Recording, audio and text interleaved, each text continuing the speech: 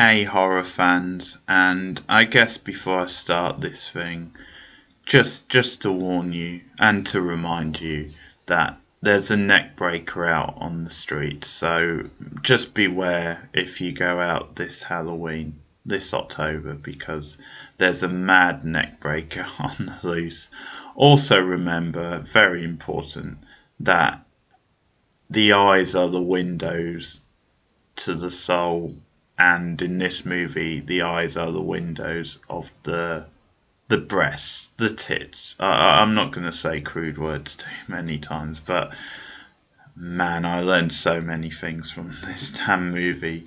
So, on this video, I'm going to be doing my best to describe a movie called Verotika. I'll just say it like that. It's spelled in a really weird way. It's sort of like Veronica, but with a T. So it's Verotka. So really bizarre stuff. It's a new like anthology movie. It's a Shudder original. And I tell you what, when I watched this a few nights ago, I had no idea what I was getting myself into. It's this crazy, insane brainchild of a movie. It's from Glenn Zik, who people might know as a member of the band The Misfits. It's his debut, and I tell you what, Tommy Wiseau, you better watch your ass, boy, because this madman, Glenn Zik, is coming for you. He's coming for your crown. So I'll just put it, Tommy Wiseau on warning. It's like, what the hell? What's going on? He just casts a bunch of porn actresses. The whole thing looks like a sleazy, badly made like porno. And you get these three different movies, these three different short stories that make absolutely no sense. They're so badly edited. I mean, there's almost no editing at all. Um, they're lit in just like this insane sort of amateurish way. Everyone in this movie is having like bad acting contests or bad accents contests. That's certainly the case in the first movie. But it's absolutely insane. It just throws so much crazy shit at you. But it's never boring. That's the one thing you've got to give it. It's so trippy and insane. And oh my god. It's quite the experience. If you're into like really trashy, so bad they're good sort of films, this is one for you. It's certainly one to experience, one to tick off the boxes. But it's so scary, the fact that someone would put this on film. It's so perverse, but it's in such an entertaining way. It's like the most entertaining car crash almost, and I think it's just because it has that, oh my god, what is he doing? Is this guy insane? Did he really think? Is it a practical joke, or did he actually think some of this was like good or entertaining? Or, well, it's certainly entertaining, but it's entertaining in just like a psychotic way. But it's so hard to describe this film, so I guess I'll just run through some of the details. It's like you've got an MC basically. You've got like a storyteller who introduces the stories. Esmeralda, I think she's called. She's a witch. She looks pretty damn fine.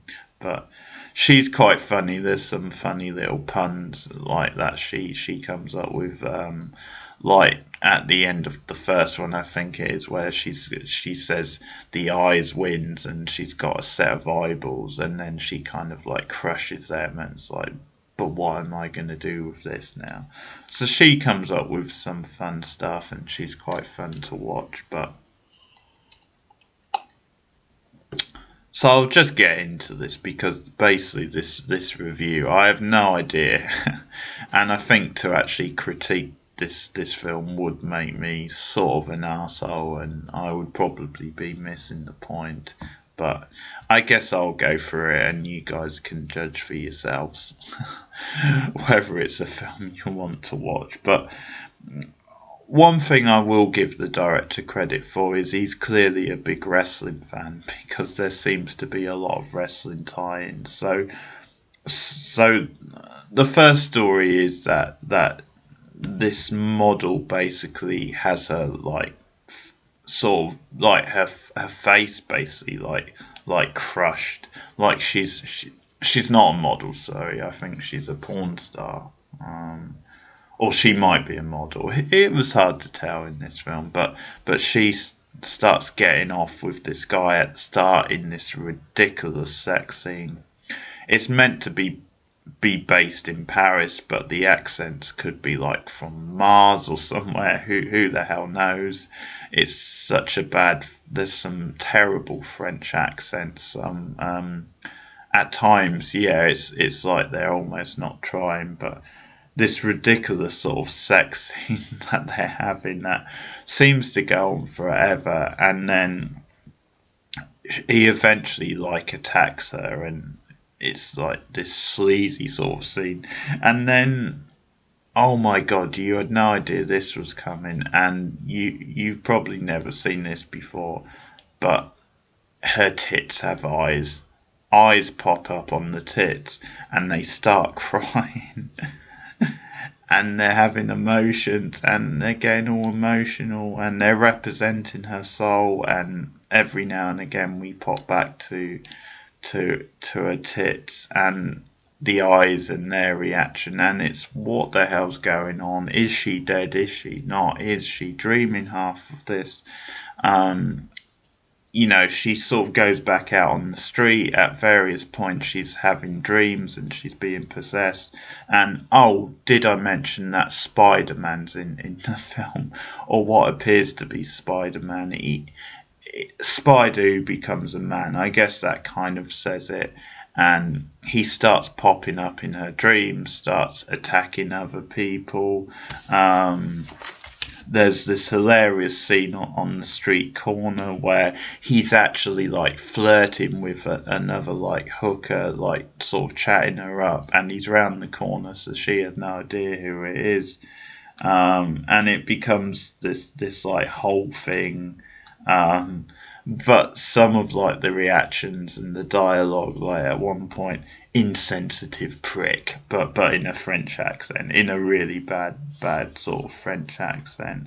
But yeah, there's all sorts of crazy like moments, like the Spider-Man killing various people, and some of the over the top dialogue and action, kill her.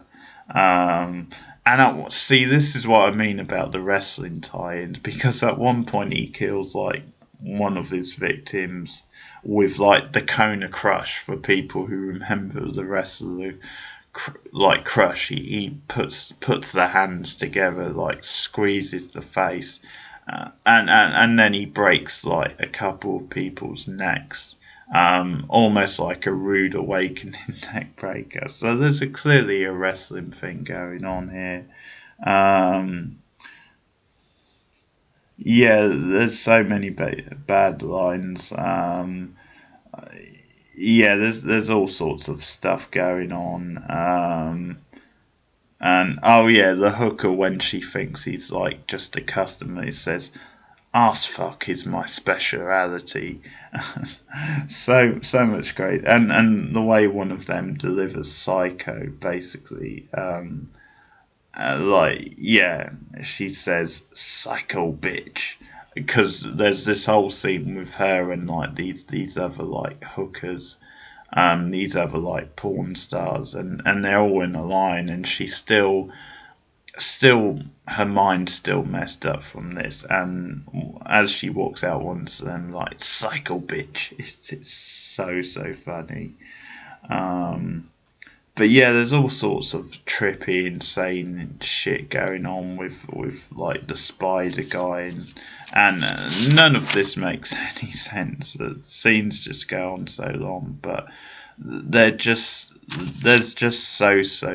so much trippy stuff going on in this film.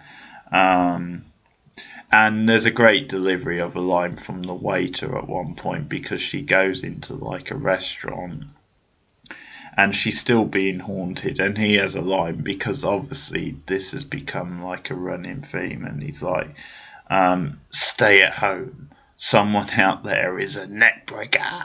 It's such a great line delivery.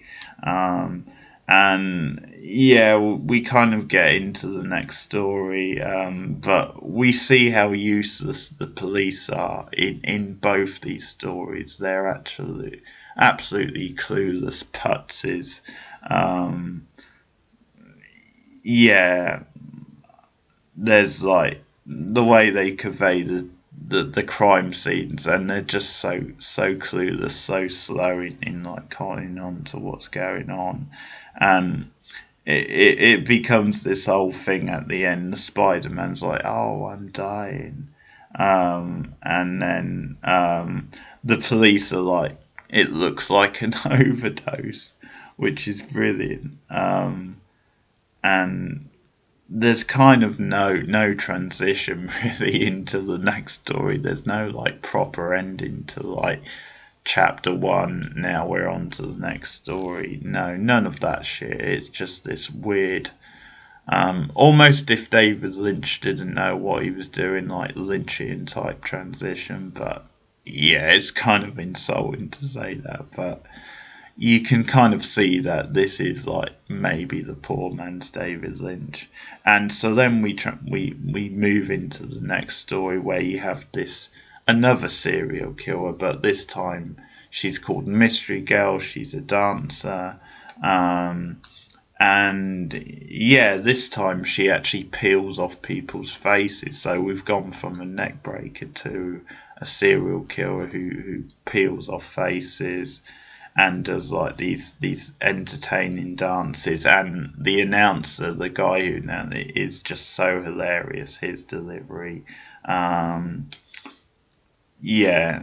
And there's a pole dance. Show me the money. Rocks out basically, and the music in this film is so hilarious. Like the music they use for the porn scene and the pole dancing, it's even amateurish, and that's saying something considering the music you hear if you go to a strip club, which I don't, but if you do. But hey, he does the music himself. It's absolutely bonkers. The lyrics are just so hilarious at times. Yeah, I think that's one example. Show me the money, rocks out. I think that's from one. Oh no, my favourite, I've got it written down here, is when Mystery Girl does her first dance. The music kind of goes, inside the mud, inside the dream. It's so funny. It's great stuff, and there's some pretty entertaining kills. Some insane like schlocky moments of pulpy like kills. Um, but yeah, there's this great line. I'm just reading lines of dialogue because I don't know how to describe this movie. There's this great line. This makes 13, as in 13 victims. All done by the same killer. No, really? The cop in this is a total douchebag, but he's so entertaining. He's like this bald-headed cop who's just looks like an extra, just looks like a total amateur who you might meet down the pub trying to like solve crimes. And it sort of becomes the story of the film, like his rivalry, him trying to track down Mystery Girl and just failing so much until eventually he stumbles upon her, and they have the hilarious rivalry. And Mystery Girl's kind of cool, but he's a total douche. He's like probably the most entertaining bad cop I've seen in a movie in ages, and he's kind of entertaining to watch in a total like doofus sort of way. Anyone applying to be a cop, they should model themselves on this guy. I think he is kind of cool in a dorky sort of way, but it would also encourage you because you're like, oh my god, I could definitely be a cop. If this guy's like the gold standard, I've got nothing to worry about. But returning to the wrestling link, Sean Waltman's in this film. My God, X-Pac himself, the 1-2-3 kid, has a cameo, so I guess the director must know him. But what the fuck? He's in one scene wearing a classic Waltman bandana, so I really can't hate this film too much if X-Pac shows up. And I don't hate it, I should be. But there's all this crazy shit going on with like the cop when he's trying to grill the other like pole dancers, asking them questions. And they're giving him all this shit. It's really entertaining. They're telling him basically, hey pal, get out of here, calling him like an asshole and all that. And there's like this one dancer who's like Chinese or something who like does this kind of dance for him and sort of like points at him in like quite a provocative way, and he's like, yeah, sorry, I think Dollface or something, but I'm on the job. Yeah, I've got to stay professional. Is his motto. He's such a trooper not to be seduced, not to want like a pole dance when he's on the job. So there's this hilarious like action sequence of him like trying to chase Mystery Girl through the club and trying to catch up with her. Once again, all sorts of trippy shit happens, and the film or this story literally has no ending. It's crazy, really. To be continued, I guess. Who knows? Maybe they'll return for the sequel and renew their sort of rivalry, the cop and Mystery Girl. And next, the final story, things get even more batshit insane because we actually go to a period drama at some random location. Apparently it's Hungarian. It must be like 1922 or something like that. But oh my god, what the hell's going on in this? It literally starts with a poor girl being recruited to go to a castle, and the mother says, no, go, don't worry about me, go and make some money or something like that, or get a life, get out of poverty is the whole thing. Ropey European accents ascend on us, and she gets taken to this rich castle, and you get this not maid character, but the queen, who basically at one point she picks from all these different maids, and she starts feeding on them. She starts like sucking their blood, sucks them dry, and they're dead. And again, there's no editing in this movie. It just focuses on her and this insane scene of her in the bath. And there's a brilliant like throat slitting scene at one point, but these scenes just go on for so long. It's just hilarious that he would keep them going with no editing. There's an extended scene of the queen posing in the mirror, which is just insane. There's like a total fantasy type scene almost where she's, or maybe that's what it's meant to be, who knows, but she just stares at the wharf and talks to it for a while because, hey, why not? It's not like we're shooting a movie or anything, and there was other stuff going on before, so that becomes a thing. And there's all sorts of like crazy stuff carrying on once again, but yeah, it is such a confusing film, but in the most bonkers and entertaining type way. Yeah, we get like these overextended scenes of her like having a bath then, but in their blood. It's, oh my god, it's trippy stuff, I have to say.